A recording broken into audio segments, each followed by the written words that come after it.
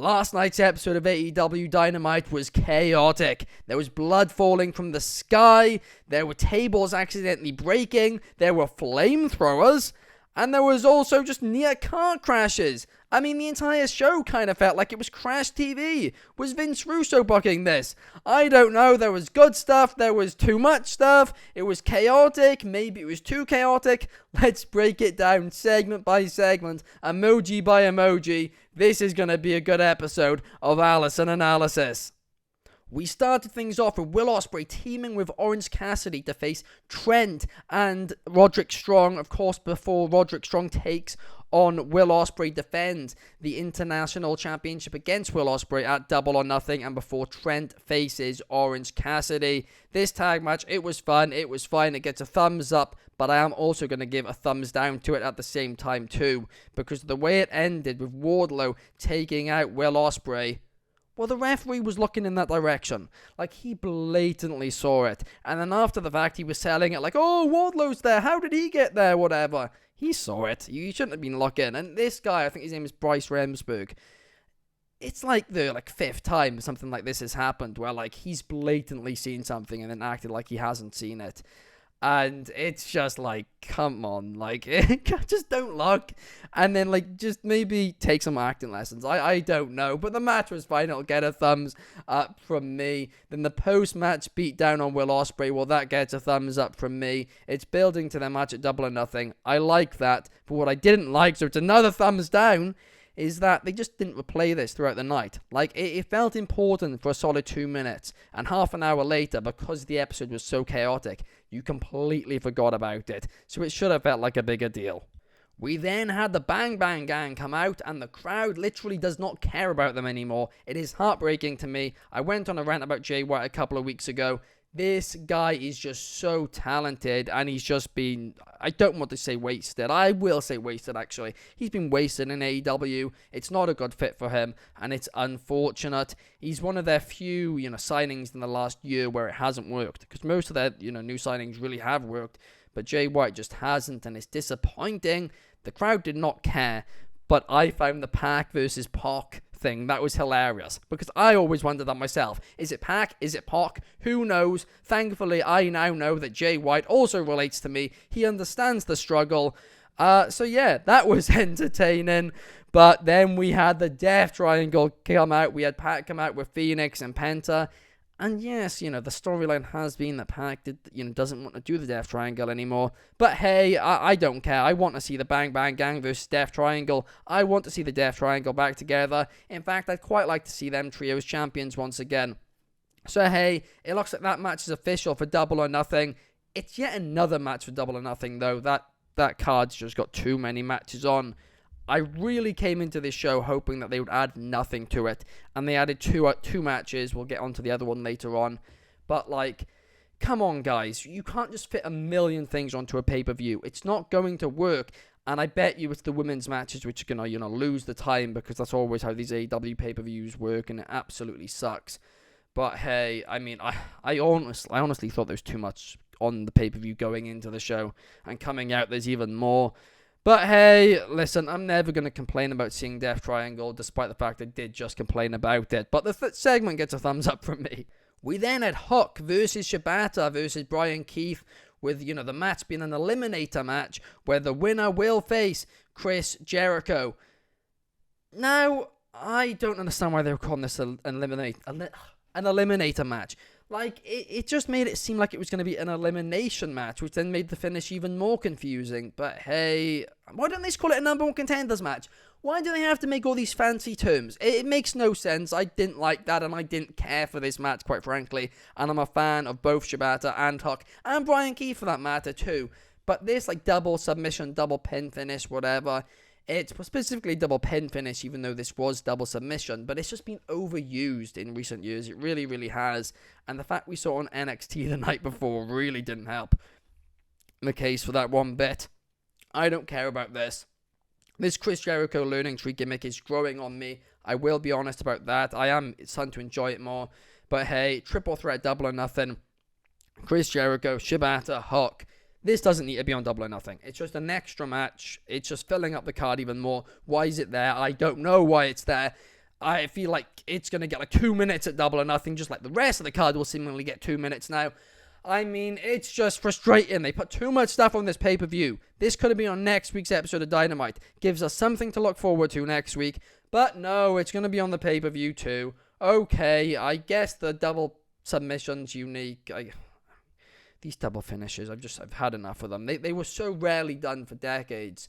And now we've seen like 20 in the last year. It's crazy. But yeah, I didn't care for this segment at all. We then had a Jon Moxley Takeshita video package hyping up their match for Double or Nothing. I'll give this a thumbs up. I think that match is going to be a banger if it gets time. I'm sorry, I'll stop going on about the time thing. I'll stop going on about it. But this match, I think, will be a banger at Double or Nothing.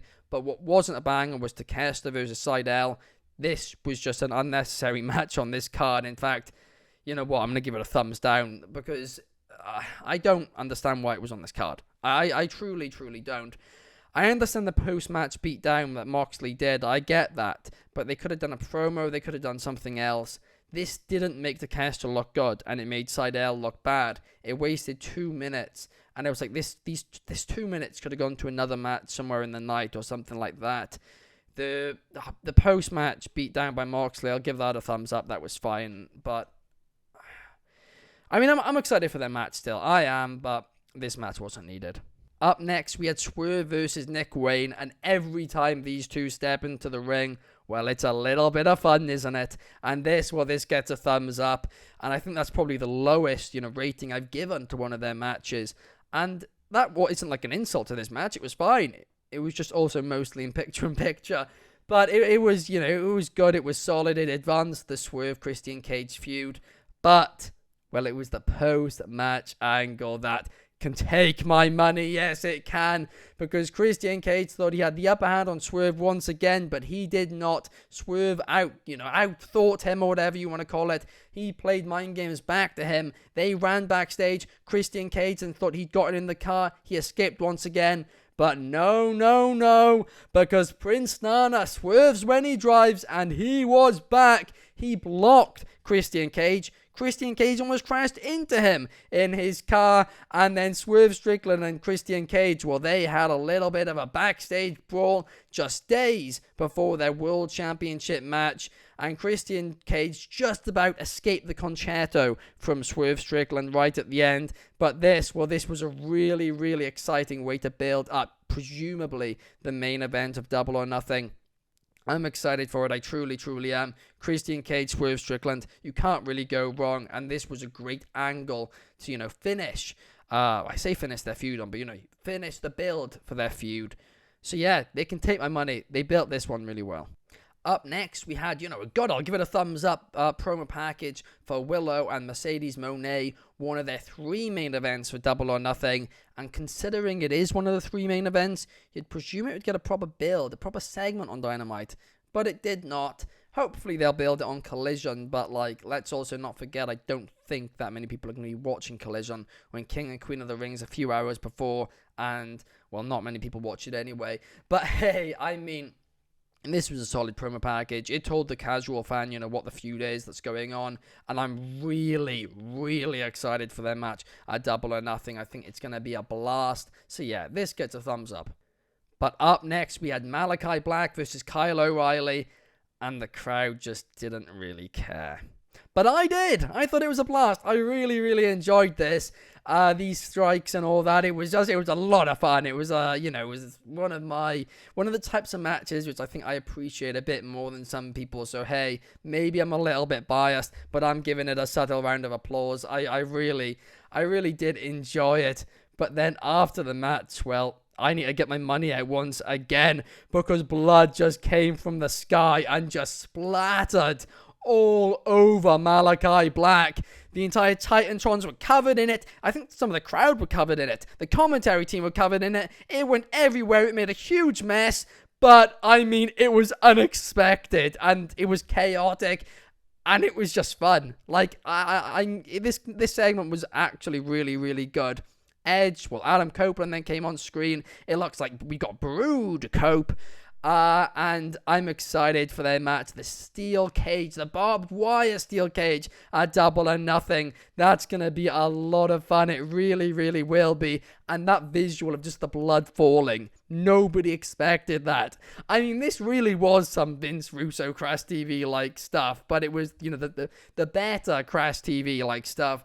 Really, really fun indeed. Great way to build up their match for Double or Nothing. A WTF moment for sure. And yeah, I'm now pumped for their match. I really, really am. Great match and a phenomenal segment. Phenomenal post-match segment to follow it. We then had Mariah May team up with Toni Storm to take on Saraya and Harley Cameron. And this match, I'll actually give it a thumbs up. It was quite fun throughout. It really, really was. The crowd actually went into this more than quite a few matches on this card. So yeah, fair enough. I mean, after the match, Serena Deeb beat down Toni Storm, which was decent. It was fine. There was kind of so many beatdowns on this show that this just didn't feel quite as, special. But it was fine. It's just this entire Serena Deeb Toni Storm feud has kind of felt like an afterthought. And I'm not overly excited for it at Double or Nothing, even though I should be. Toni Storm, I feel like, is getting screwed with the booking of her title reign. I really hope this match gets time at Double or Nothing, but I have a feeling it won't. Then up next, and I can't believe I never thought I'd ever say this, Satnam Singh was in the main event of AEW Dynamite, where he faced off against Bryan Danielson.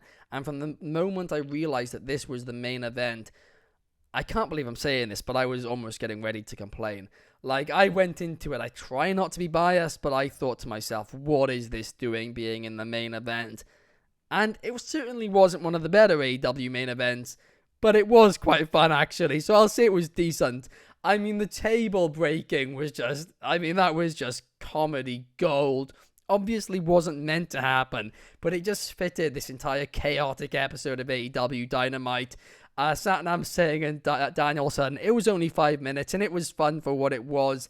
I mean, Satnam Singh saying F this S word when he was in the submission and tapped out. I thought that was, he didn't tap out, they actually came in and they broke it up. But I thought that was quite weird. But, I mean, it was chaotic. It was a chaotic end to the show. Danielson fought off the entire, Jeff Jarrett crew, whatever they're called. I don't know what they're called. I don't particularly care what they're called. And then out came Okada. Then out came the scapegoat, Jack Perry. Danielson kind of just fought them all off, didn't he? And then he was about to be put through a table at ringside when the Young Bucks came out. And then Tony Khan decided to become an Uber driver and drove Darby Allin into the arena. But, I mean, I did quite like that, Tony Khan getting his revenge by, bringing in Darby Allin. Then Darby Allin came down into the arena with a flamethrower at a wrestling show. This guy, I mean, buses can't kill him, whatever, broken legs, he just recovers from, broken ankles, broken foot, whatever it was. This guy he's unkillable, and now he's got a flamethrower too. It's just absolute madness. What a chaotic end to AEW Dynamite, and I actually don't hate the chaotic end. I really, really don't, because anarchy in the arena, well, it's meant to be anarchy. It's meant to be chaotic, and I'm excited for it. Double or Nothing. I mean, Bryan Danielson did seem a bit overpowered in this segment. That is the one thing I will say. But hey, it was a chaotic end to the show. And weirdly, that makes me want to see the pay-per-view even more. So hey, I guess I'll actually give the post-match flamethrowers a round of applause, I guess. I don't even know what to call that. A post-match war? A post-match, no clue. Absolutely no clue. It's beyond me. This episode of Dynamite just blew my brain out. Truthfully, I have absolutely no idea how to rate this episode of Dynamite. I have no clue, because there was blatantly way too much on the show, and they did too many beatdowns for sure, but at the same time, it was so chaotic and so fun. I mean, how often in wrestling do we get to see we've seen flamethrowers, tables accidentally breaking, blood falling from the sky, all on a wrestling show? Oh, and also a near car crash, a beatdown on a car. I mean, blood everywhere. I mean, it was way too chaotic. I don't know. But coming out of it, I want to see the pay-per-view. So ultimately, it did do its job, didn't it? I guess I'll give it a thumbs up overall. But they definitely tried to fit too much in. And, I mean, Takeshita Seidel was just stupid. The triple threat eliminator match, which I thought was an elimination match at first. I was actually getting ready to hate on it for being like, how on earth did somebody get eliminated from an elimination match and for that to be the finish? Like, I got all confused because just call it a number one contenders match. Stop confusing me, everybody. I'm having like, I don't even know. I'm completely and utterly lost. There's too much going on. There's too much chaos. There's blood everywhere. There's tables breaking. There's flamethrowers. I don't know what to do anymore. I mean, there's too much wrestling. No clue.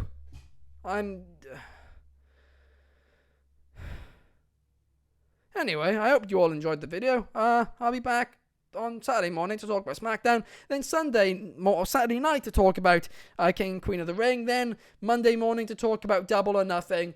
I mean, if this is anything to go by, it's going to be a chaotic weekend. I hope you guys enjoyed. Please like, subscribe, and leave your thoughts in the comments below. I will see you guys next time. Peace!